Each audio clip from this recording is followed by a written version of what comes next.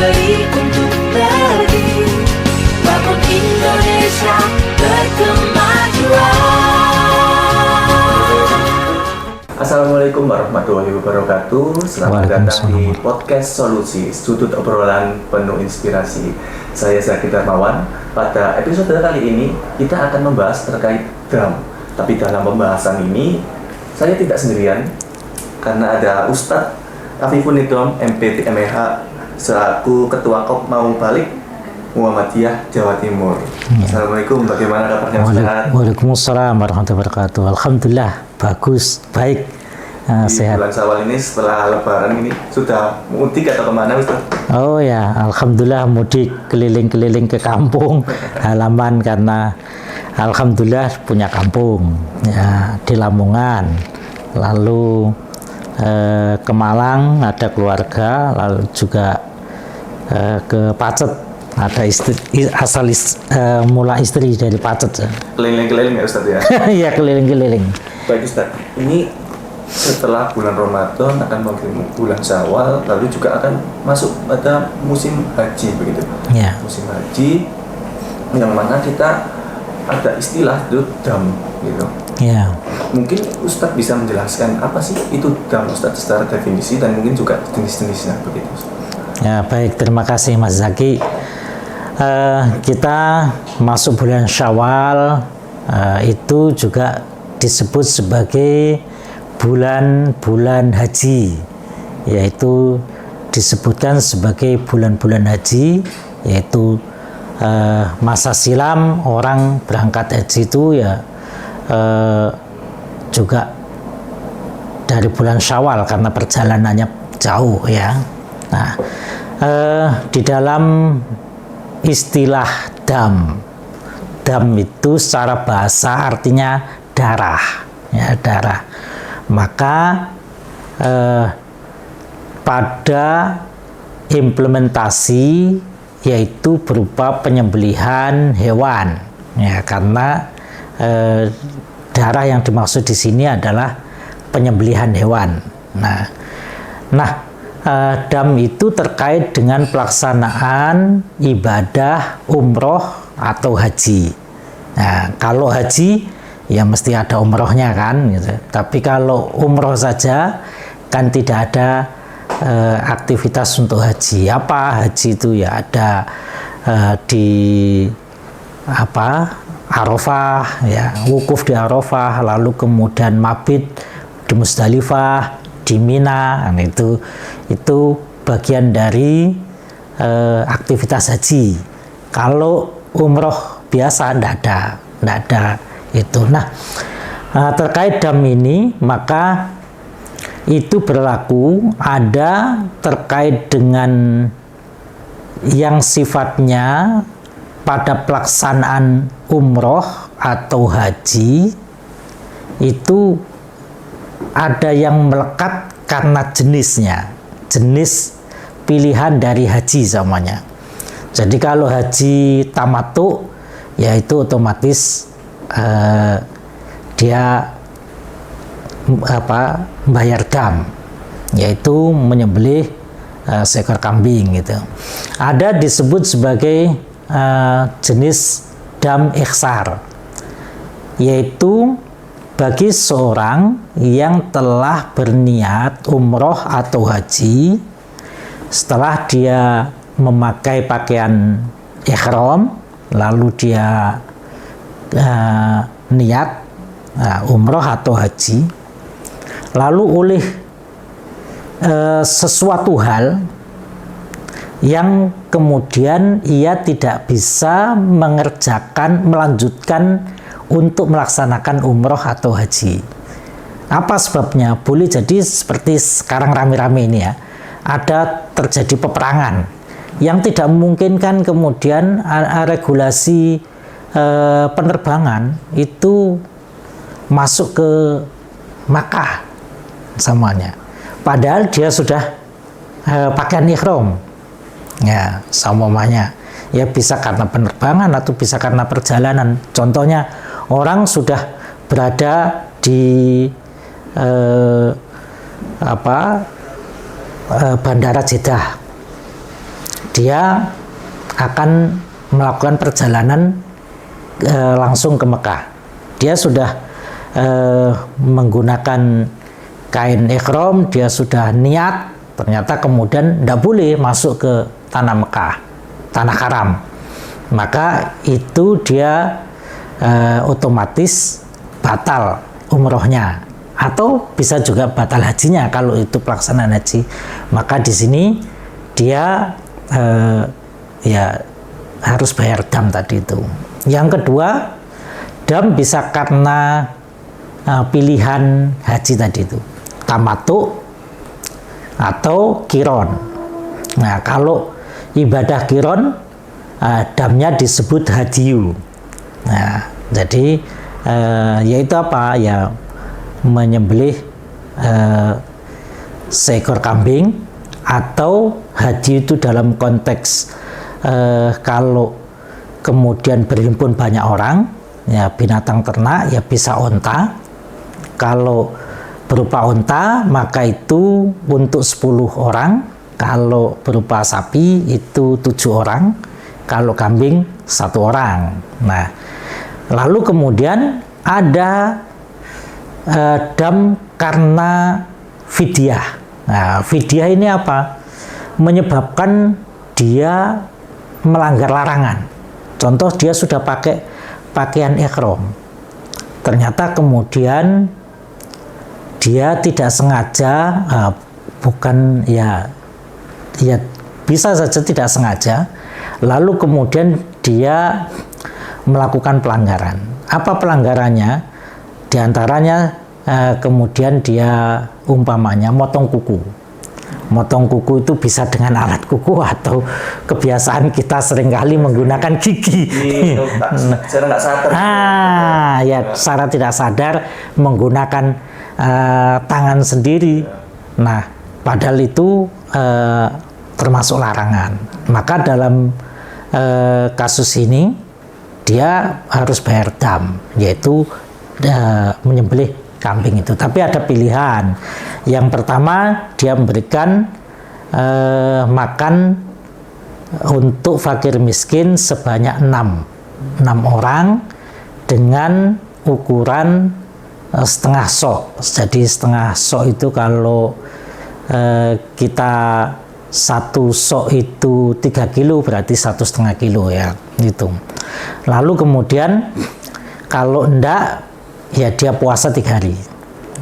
Kalau tidak bisa puasa 3 hari, dia menyembelih seekor kambing.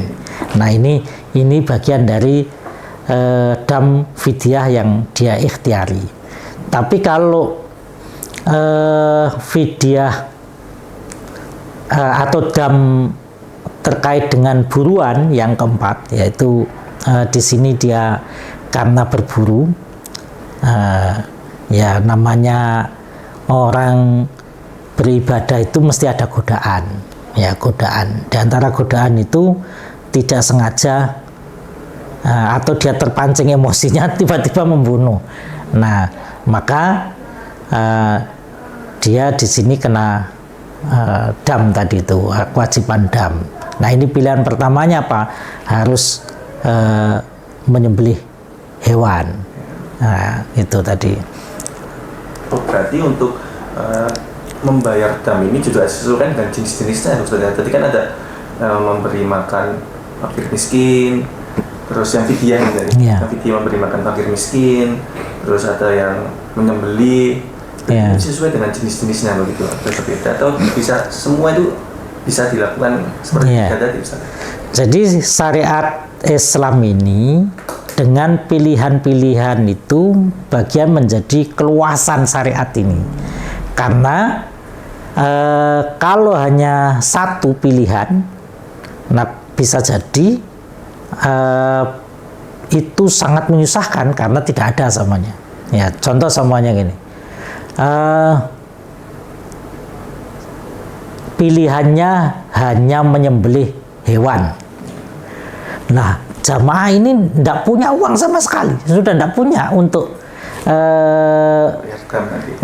membeli seekor hewan yang digunakan bayar dam tadi, kesalahan tadi, maka dengan adanya pilihan itu, syariat itu memberikan keluasan. Ada orang yang kemudian juga terkait dengan samanya pilihan harus puasa, ternyata dia tidak bisa. Faktor kesehatan begitu ya? Ya, karena faktor kesehatan atau karena faktor limit waktu semuanya, karena ada batasan waktu semuanya. Nah, maka dengan ada pilihan-pilihan itu, syariat ini menjadi luas, memberikan potensi kemudahan. Jadi dari pilihan-pilihan tersebut ada memberi makan fakir miskin, ada yang berpuasa, dan juga menyembelih hewan. Ya. Itu hewannya ini sesuai dengan apakah kambing atau sapi atau bagaimana? Ya, tadi sudah saya sampaikan bahwa tiap pelanggaran tadi itu, kalau untuk satu orang, kalau berupa hewan, ya, maka kambing itu satu orang, bukan untuk 2 orang. Jadi satu kambing satu orang. Kalau sapi itu 7 orang, kalau unta 10 orang. Artinya semuanya gini. Karena haji itu seringkali kemudian kita berkelompok ya, maka itu juga memudahkan. Ya, sudahlah kita satu kelompok, ternyata sama-sama melanggar semuanya, atau sama-sama memilih haji tamattu. Nah, ya sudah, tadi pilihannya. Kalau tamattu itu tidak ada opsi yang lain, ya tadi itu dia menyembelih hewan itu. Nah, dari macam-macam cara kafaroh tadi, kafaroh penebusan dosa atas kesalahan atau halangan melaksanakan haji umroh tadi itu kan yang memang parameternya paling gampang merasa diterima itu kan kurban, ya maksudnya menyembelih hewan. Jadi kalau haji kiron ya namanya hadiyu tadi itu. Nah, itu terkait dam, salah satunya adalah pilihannya adalah menyembelih hewan begitu. Nah, untuk pelaksanaan penyembelihan hewannya ini, Ustaz, apakah penyembelihannya ini harus dilakukan di tanah haram atau bagaimana, Ustaz? Ya, jadi pada masalah ini itu para ulama memang ada selisih pendapat. Ada berbeda pendapat. Ada yang menyatakan bahwa penyembelihan hewan terkait dengan dam haji dan umroh maka itu mutlak di tanah haram. Nah, ada yang menyatakan itu. Ada yang menyatakan bahwa menyembelihnya tidak mutlak di tanah haram, bisa dimanapun. Yang terpenting dagingnya itu untuk penduduk haram, penduduk tanah haram. Berarti, tapi ada juga yang berpendapat, ini termasuk pendapat yang yaitu di Imam Hanafi, bahwa penyembelihannya tidak harus di tanah haram, dagingnya juga tidak harus kembali ke tanah haram. Jadi bisa di luar tanah haram dagingnya itu. Tentu karena aspeknya apa? Kembali merujuk pada aspek maslahat. Nah, disinilah kemudian Muhammadiyah semuanya secara tegas di dalam fatwa yang dikeluarkan pada tanggal 24 Ramadan 1447 Hijriah atau 13 Maret 2026 bahwa memperhatikan negara Indonesia yang sekarang ini belum terbebas dari stunting, yaitu fenomena anak-anak yang kurang gizi, maka kemudian Majelis Tarjih menyatakan bahwa penyembelihan hewan dam di tanah air itu sah secara syar'i, maka ibadah hajinya sah. Nah, itu. Nah, memang ada juga beberapa fenomena yang itu meragukan. Kebanyakan kita ketika melaksanakan haji, ya, itu ketika pembayaran atau kita nyari hewan dam, itu kan kita melibatkan pihak ketiga. Nah, melibatkan pihak ketiga itu seringkali kita ini nggak dapat kepastian. Nggak dapat kepastian apa? Pelaksanaannya itu dapat kita lihat dengan mata kepala sendiri, ya. Lalu kemudian yang kedua, binatangnya itu sudah sah nggak secara syar'i.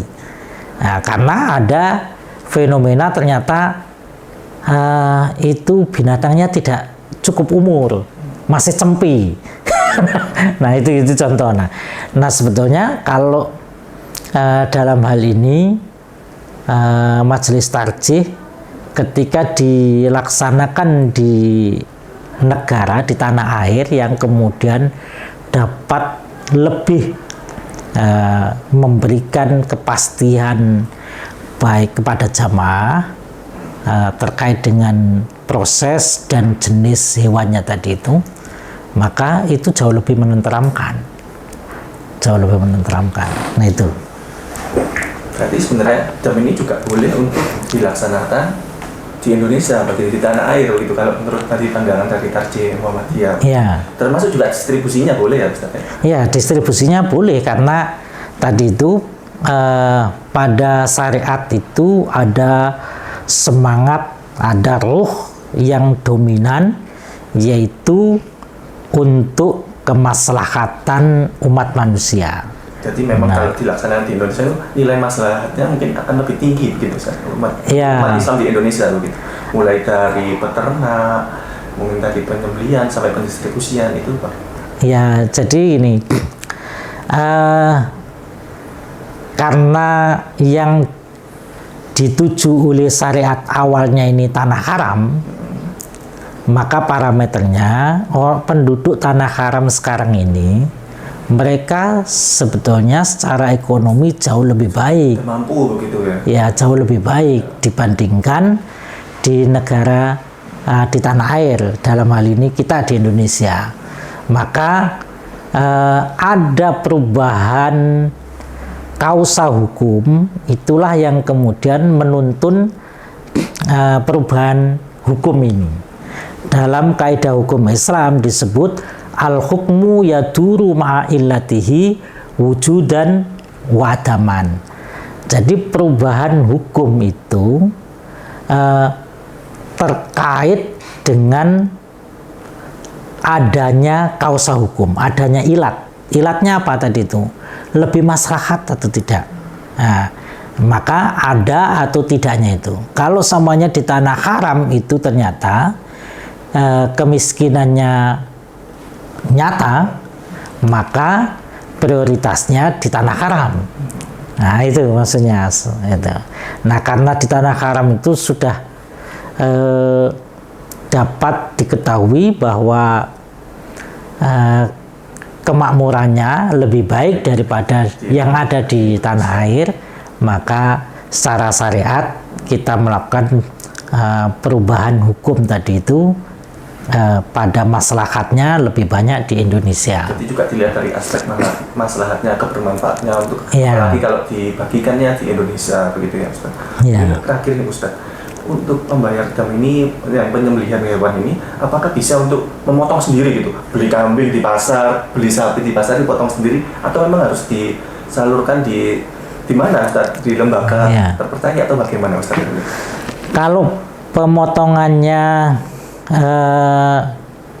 dilakukan sendiri pada saat ini itu tidak memungkinkan. Sekalipun itu kita laksanakan di tanah haram, nah, hampir tidak memungkinkan. Kenapa? Karena boleh jadi terbatasnya waktu, karena sampai Yaumut Tasyrik, yaitu sampai tanggal 13 Dzulhijjah. Nah, kalau ini kemudian dilakukan 3 juta jamaah, tidak mungkin. Nah, sedangkan kalau dilakukan tanggal 13, artinya jamaah haji ini melakukan nafar awal. Nah, kalau nafar awal dia bisa di tanggal 13-nya menyaksikan ini. Tapi tidak mungkin 3 juta jamaah ini semuanya di nafar awal. Nah, ya. Dia juga pilihannya nafar sani. Kalau nafar sani, lalu setelah dia lempar jumroh yang terakhir, lalu kemudian dia ingin ke tempat penyembelihan, nah itu nggak mudah. Karena apa? Sekarang ini penyembelihannya itu hampir sudah di luar kota, bukan di tanah haram. Nah, maka harus tersedia angkutan ke sana, lalu kemudian belum lagi ya medannya, waktunya, dan kesehatan. Karena itu mayoritasnya apa? Itu diwakilkan, diwakilkan. Nah, karena nggak bisa dilaksanakan sendiri dan itu diserahkan kepada pihak ketiga, ya, yaitu ada pewakilan, ya, maka ya di Indonesia penyembelihannya bisa. Nah, kalau nyembelih di Indonesia ya tidak mungkin kan. Kalau semuanya dibatasi waktunya, kalau di putusan tarjih itu ya sampai hari tasyrik, nah, berarti belum ada yang pulang jamaah Indonesia, nggak mungkin melakukan penyembelihan itu. Berarti bisa melalui lembaga amil zakat begitu ya, Ustaz? Ya, karena di putusan majelis tarjih itu secara jelas merekomendasikan yaitu melalui lembaga amil zakat infak sodakoh Muhammadiyah atau Lazismu. Karena Lazismu ini sudah memiliki track record di dalam penyelenggaraan kurban. Nah, karena itu dalam masalah dam ini sebetulnya eksekutornya yang dapat memberikan layanan bagi jamaah untuk menyalurkan, untuk menyerahkan damnya itu ya ke Lazismu. Nah, ini sebetulnya momentum Lazismu untuk berbakti. Bahkan ya untuk mensukseskan ibadah jamaah haji. Nah, itu tentu mulia sekali. Nah, mulia sekali. Nah, itu. Banyak sekali Sobat Lazismu informasi-informasi wawasan yang sudah disampaikan oleh Ustadz Nidom, seperti yang tadi bahwa dam juga bisa dibayarkan dengan memberi makan fakir miskin, berpuasa, dan juga melakukan penyembelihan hewan. Bisa melalui kambing dengan 1 orang, sapi dengan 7 orang, atau unta dengan 10 orang. Yeah. Dan penyembelihan ini juga bisa untuk dilakukan di Indonesia begitu ya Ustaz. Yeah. Baik itu penyembelihan maupun juga distribusi. Yeah. Dan menurut tadi tarjih Muhammadiyah bahwa dalam proses penyembelihan dam ini dengan penyembelihan kurban tadi, yaitu bisa melalui lembaga amil zakat Muhammadiyah, yaitu Lazismu begitu. Karena kenapa kok Lazismu? Karena Lazismu sudah memiliki track record yang baik yang profesional dalam penyembelihan hewan kurban, sehingga diharapkan mulai dari proses penyembelihan sampai distribusi ini juga berjalan dengan baik dan memberikan maslahat juga bagi umat, khususnya umat Islam di Indonesia. Terima kasih Ustadz Nidom. Sama-sama. Dan banyak sekali pencerahan yang sudah diberikan kepada saya dan juga Sobat Lazismu. Semoga informasi yang disampaikan Ustaz Nitom ini bermanfaat untuk sobat Basismu sekalian. Ya. Terima kasih. Sekian dari podcast ini. Wassalamualaikum warahmatullahi wabarakatuh. Waalaikumsalam warahmatullahi wabarakatuh.